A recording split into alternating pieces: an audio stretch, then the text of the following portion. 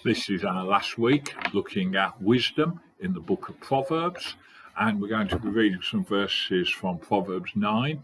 And this is, by many commentators, they think there is a natural break in the book at the end of chapter 9.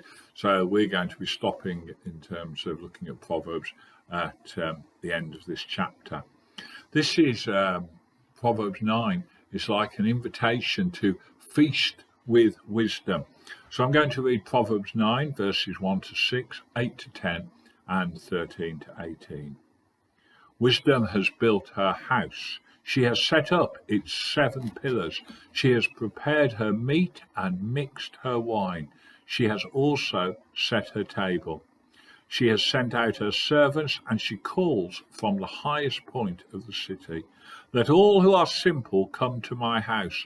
To those who have no sense, she says, come, eat my food and drink the wine I have mixed.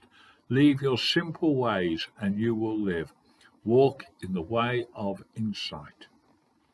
Do not rebuke mockers, or they will hate you. Rebuke the wise, and they will love you. Instruct the wise, and they will be wiser still. Teach the righteous, and they will add to their learning. The fear of the Lord is the beginning of wisdom, and knowledge of the Holy One is understanding. Folly is an unruly woman. She is simple and knows nothing. She sits at the door of her house, on a seat at the highest point of the city, calling out to those who pass by, who go straight on their way.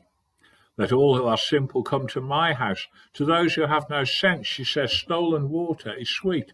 Food eaten in secret is delicious. But little do they know that the dead are there, that her guests are deep in the realm of the dead.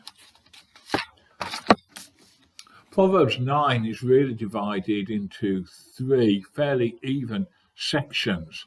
The first section of verses 1 to 6 is all about wisdom inviting people to her feast. The second section, verses 7 to 12, here Solomon discusses the causes that motivate people to choose wisdom or folly. And the third section, up to verse 18, is folly invites people to her feast. So the scenes of the 2 women form a striking conclusion to this section of Proverbs. So to begin with, Solomon wants to say that wisdom has provided a spacious setting, a lovely house with 7 pillars. Lots of commentators argue about why the house has 7 pillars. Most seem to come down to think that it's because the number of perfection. So there is mixed wine there, and some people that might mean that the wine is diluted with water, although the Jews thought this was a distasteful practice.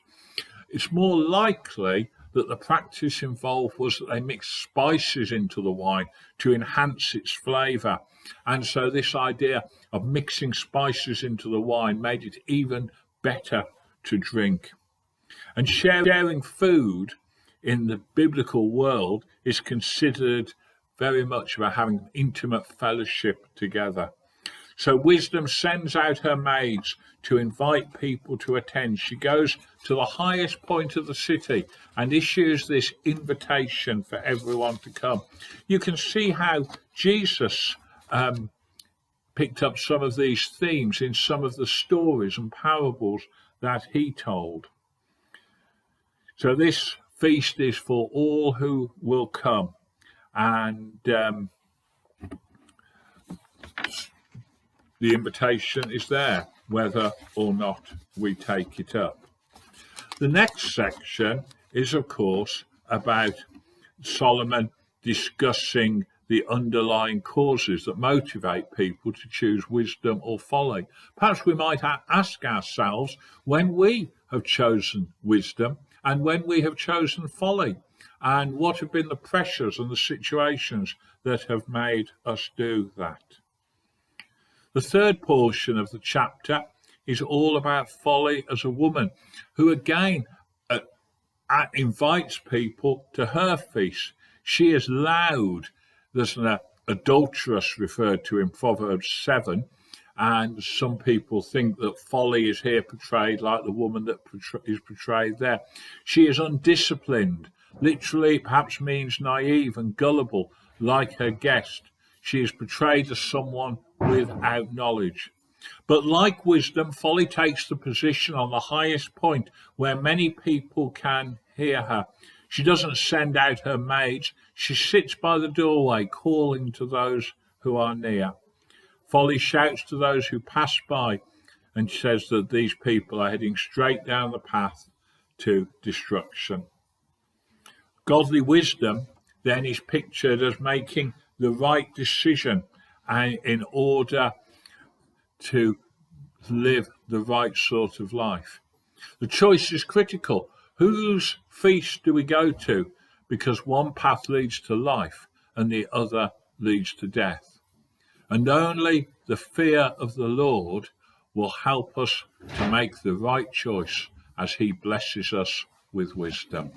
I hope we'll find a few things to talk about from this passage.